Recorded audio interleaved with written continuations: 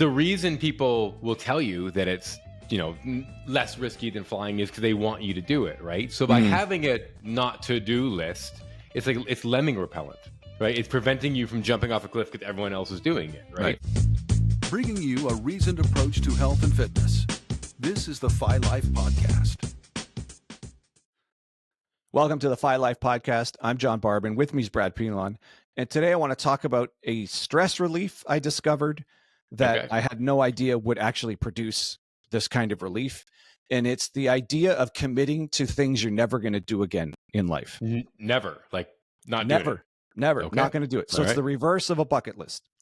So I discovered this maybe 10 years ago. I was at the gym. I saw a guy, maybe roughly 60 years old, doing burpees, like grinding out sets of burpees, which is this terrible exercise where you do a push-up, you jump up in the air and then go right back into a push-up. Yeah. And whatever he's doing them for, I know it's not necessary. Like, it's just, and then I thought to myself, and I hadn't done one in, 20 years. So it's not like I was even thinking about doing this exercise. It's not on my list of things I do anymore, but I had done them in the past. But then just seeing him doing it and thinking, there's no way I could come up with a reason why that's useful for me anymore. Mm-hmm. And then just committing, like publicly committing that, I'll never do one of those ever again. Like committing to myself, but also like announcing it to someone actually produced some stress relief, which I found fascinating because it's not like I had burpees coming up in a workout. I hadn't done one in 20 years. I hadn't even thought of doing one. And just when I walked by someone doing it, I thought to myself, I'm never going to do that again. And in that moment, I was like, ooh, something just changed there. I just sensed a tiny little weight off my shoulder, which kind of doesn't make sense because it's not on my schedule. I hadn't done it 20 years, but somehow that's still just the commitment to myself that I'm not going to do that actually produced a bit of lightness, like a bit of weight just disappeared. Yeah, no, I get that. I did one of those corporate retreats on how to build your business and all that kind of stuff. And they wanted me to list out my life goals and things I wanted to accomplish within 1 year, 5 years, 10 years. So not like a bucket list, like not when you kick it, but kind of just like a future list. And it was, you had to be as specific as possible and visualize yourself and who you're around. And I found it stressful as hell because like, I don't know if I'll have the it felt like now I had to do those things. Like, and that's the point. Right. But who knows if at that time that's what I want to do or what's best then, or if I'd even have the finances and I was like, this is stressful. It's really not fun. Yeah. And so I did the opposite. I listed off, well, here are a bunch of things I'm not going to be doing for my business. And that felt way better. Right. Where I'm like, I am never going to, buy a large building, pack it full of people, like it's just, that's not happening. It's not what I want. And identifying that was way better than trying to identify the stuff you would do. So I get it. I see where you're going with it. Yeah. It's almost like a spring cleaning. But again, the thing is, it was surprising because this is not something I had been thinking about. It's not an exercise that was on my list I was ever going to do ever again. Right. Yeah. So then I started thinking, okay, so what are the other things I know I'm never going to do again? Yeah. And skydiving's one, or never going to try. So skydiving's one of them. Just not going to do it.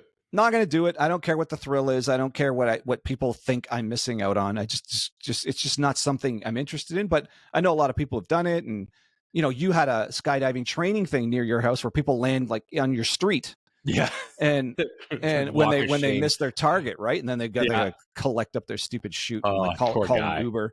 So. And I remember seeing an interview with Leonardo DiCaprio, where he went skydiving and his chute didn't open. And dude, that happened to my old boss. Yeah. Oh, right. Marv. And then had like a rod in his back for it. Yeah. And apparently his backup chute was struggling to open, and it finally opened at the last minute. So when I saw that, I said, okay, that's off the list. Like I know it's rare, and maybe someone will come up with some statistics saying flying is it's just as safe as flying, but I'm not going to add in another risky behavior that I'm not interested in. The reason people will tell you that it's less risky than flying is because they want you to do it, right? So by having a not to do list, it's lemming repellent, right? It's preventing you from jumping off a cliff because everyone else is doing it, right? So a great example is, I don't know, deadlifts, incredibly popular exercise, right? but maybe not great for everyone. So if it's not great for you, it's just like, I don't do that exercise. No. If you make that decision, then for all that one time in your gym, everybody's like, no, let's see how much you can do. You can just be like, I don't deadlift. I don't, or I don't bench press, or maybe I don't lift weights, like whatever the case may be. And then obviously it goes well outside of just fitness. But yeah, I see it as a really good lemming, just a way to avoid becoming a lemming, right? So if you have some, it's I guess it's part of having, it's a bit of discipline and it's a bit of self-identity, right? But like, it's maybe a self-awareness, self-awareness, and a confidence. Like, I know I'll never push weights past a certain limit on every exercise, even if I could theoretically grind my way to a certain weight limit. I'll never do it again. So, and that's another thing. Whereas for a long time, us as guys, when we get into it, it goes on the bench press, immediately 2 plates is a goal. Then as soon as you get past 2 plates, 3 plates is a goal. I'm never doing that. I don't care what the weight is now. I just have to, I got to get in and out of there without getting hurt, and then maintain muscle mass. That's all I'm doing now. So the weights are totally irrelevant. But then just other things. I saw a video of someone do a bungee jump where the whole cord came down with them. The cord wasn't attached at the top, but it was attached at their feet. So I thought, all right, well, that's off the list. Like that. It's not supposed to, but I'm not doing that. And I don't care to jump and feel the thrill of a jump. It's just it's off the list. But then I had other things, like I'll never ride a bicycle ever again. Really? Yeah. First of all, the cyclist, just cyclist. You ride a bike. Cycling is just a word to make it sound like it's anything other than what an 8-year-old does. Fair. Okay. They just take over the roads. I find them infuriating. And the ones with their fancy bike, that the gear, when they're not pedaling, it makes a clicking sound. There's a lot of them around here. Anyways, and they're putting in less effort than I am walking, because half the time they're just coasting. Anyway, that's a different thing. So they do get to wear fancy spandex outfits though in public. So. Oh, right, and show off their bodies, right? So riding a bike, I don't find the posture. I don't like that posture, that flexed forward spine. It seems like a ridiculous posture to be in to do any exercising for an extended period of time, right? If you just took someone off of a bike and then just sat in that position, that's like leaning forward, like you're squeezing out a dump. Like it's just whatever it is, that forward flexed posture is not any posture you'd ever train someone to exercise in. Yet people that ride bikes are in that posture for hours on end. Right. Yeah. So right out of the gates, I think it's a terrible posture to ever be exercising in. And the compression on the muscles in your glutes, it's just, the whole thing is just biomechanically terrible. Then, so I'm not using it for exercise. Right. But for the sake of getting from point A to point B, it's not an efficient way to travel for me for anything I need to do. So if I have to get somewhere faster than walking, I'll just drive the car, get an Uber, like whatever it takes, but it won't be a bike. It's just not going to be a viable means of communication, of locomotion, or however you want to say it. So I'm not going to use it to get anywhere. I'm certainly not going to use it to exercise. It's a terrible posture. And if I want to just go out and enjoy the outdoors, I go for a walk, or I'll do some kind of like running in the park. So there's no viable reason for me to ever use a bike ever again. And when I committed to that one, I was like, oh, that feels good too. So then I just started thinking of stuff I'm not going to do. That it doesn't have, I mean, it obviously started with exercise. That's kind of our core thing. That's what we do. Yeah. But it extends to other things like the skydiving stuff. And it's just a stress relief. If you think of something that, I mean, and the weird thing is I can't, they just happen randomly. Like I'll see something and I'll have a thought. It's like, oh yeah, that's on the list now. Like I'm not doing that. So, so you may never doing that. Yeah. You, as you're listening, you may not realize you have a couple of these things. Yeah. But somewhere along the line, if you identify one and you stop and really examine it and you think, yeah, I'm never going to do that. It actually feels good to declare that. Interesting. So by all means, put it in the comment section. I want to see people's never do it's. Like I want people to start their never do it list. It could be the simplest little thing, but like it actually, you'd be surprised at how good it feels to commit to that. Interesting. I'm trying to think of exercises that I would just never do. I'm sure I only do a handful, right? So I can't think of anything there. Well, it could even be a style of a rep. Like I'm never doing a forced rep ever again. I don't even think I could try to do a forced rep. Well, but we used to do that. Oh We yeah. used to do. Yeah. For example, there was a guy in our university gym, Adnan.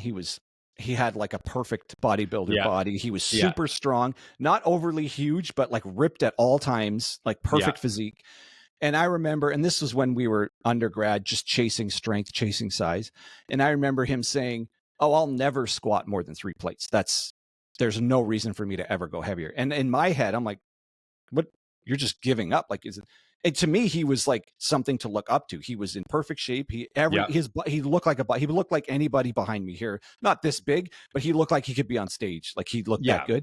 Yeah. And then I thought to myself, "You're bigger and stronger than most of us. Why would you stop there?" And only now, decades later, I realized he'd already started his never do it list back in college. Right. And he fully understood 3 plates is more than enough for my body. And he might have been 170, 65 pounds. Yeah. 5'8". He was just he was like perfect 5'8"-ish, right? Yeah. But a perfect physique, plenty of muscle, could have stepped on stage at any time he wanted.